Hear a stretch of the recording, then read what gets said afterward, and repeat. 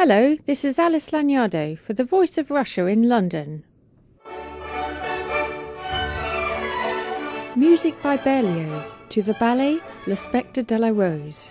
Men used to have to play a minor role in ballet, standing aside while the star of the show, whether a swan queen, a Juliet or an Aurora, took centre stage. But all that changed in 1911 when the Russian ballet dancer Vaslav Nijinsky jumped through the window in a ballet called Le Spectre de la Rose, starting a wave of rebellion by male dancers that was taken up by Rudolf Nureyev and continues today with Matthew Bourne's all-male Swan Lake. This week, Ivan Putrov, a former principal dancer with the Royal Ballet, is staging a new production designed to show off male dancers to their best advantage. Men in Motion, which is showing at the Sadler's Wells Theatre from the 27th to the 29th of January, is an evening of works exploring the beauty of the male form in motion. Putrov, who is Ukrainian, will be joined on stage by a dazzling selection of mainly Russian and Ukrainian dancers, including the Mariinsky Ballet principal dancer Igor Kolb, Bolshoi Ballet soloist Semyon Chudin, and Sergei Palunin. Palunin dramatically resigned from the Royal Ballet this week, shocking the ballet world. Born in the Ukraine, Palunin joined the Royal Ballet in 2007 and became one of Covent Garden's youngest principal dancers at the age of only 19. Palunin is still dancing at Sadler's Wells this weekend, so rumours of him leaving the world of dance entirely may be premature. Ivan Putrov, who is presenting Men in Motion, says that his production follows a trend to show off the male dancer that started decades ago. Well, I think that men have gained a completely different place in the dance theatre in the past century. And it's not really something that it happened and this is it, it's done and it's finished. It's a development that continues.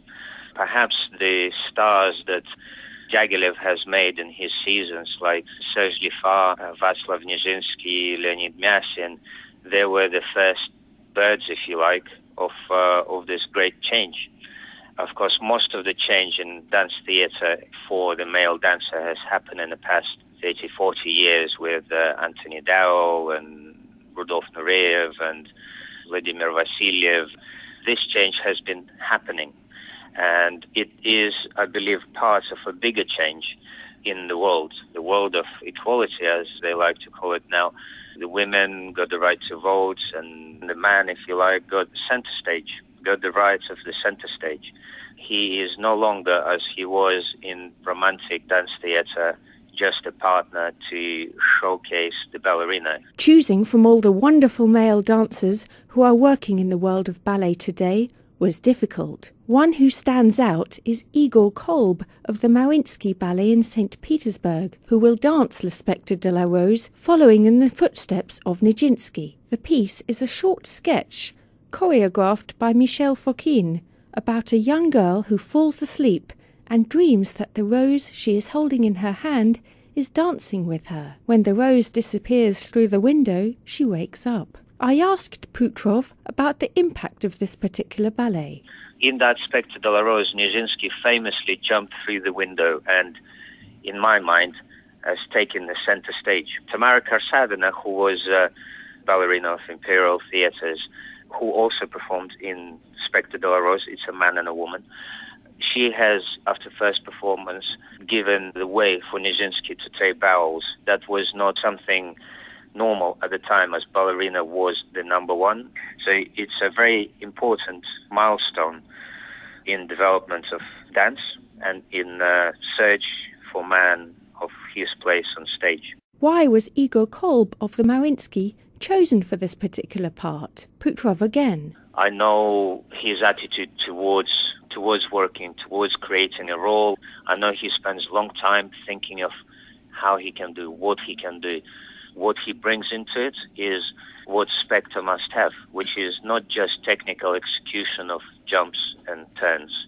It's also this aroma that is created with the arms. Igor does an incredible performance of Spectre, so I'm very happy that he's coming to dance this. Kolb says that he was eager to take part in the Men in Motion project. Unlike in the big story ballets, this production gives him a great deal of artistic freedom. Luckily, these sorts of projects allow you to fully realise your potential and do what you'd like, because they're not a specific production of, say, Sleeping Beauty or Swan Lake, where you're constrained by limits of style or epoch, or the framework of the production. In this kind of show, you can do anything that you like and express your emotions in any way, and this is a huge advantage. Igor Kolb of the Mariinsky.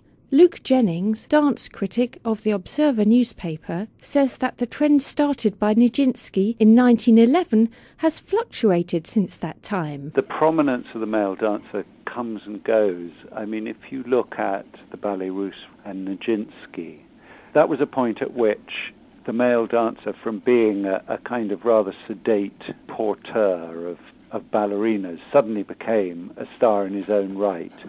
Over the first half of the 20th century, that fades, and then you have Nureyev coming, and again, there's huge excitement surrounding the male dancer. Often when male dancers get together on stage, they can bring an exciting dramatic quality to their performances. Jennings again. There's a kind of inherent drama about male dancing, which is quite different from that of mixed dancing or female dancing. It's partly physical, it's partly to do with a combination of power and grace and ambiguity. There's an inherent drama, and you might even say there's a kind of inherent conflict about the male form in movement. If you watch choreography for male dancers, a lot of it quickly takes on a combative nature. There seems to be something about groups of male dancers which attracts choreographers to the kind of confrontational nature of male relationships. So you see kind of peacock behavior, you see strutting and fighting and all of that sort of thing. You don't tend to see sort of men in quiet domestic situations. That was Luke Jennings of The Observer. Men in Motion is at Sadler's Wells Theatre, starting on Friday.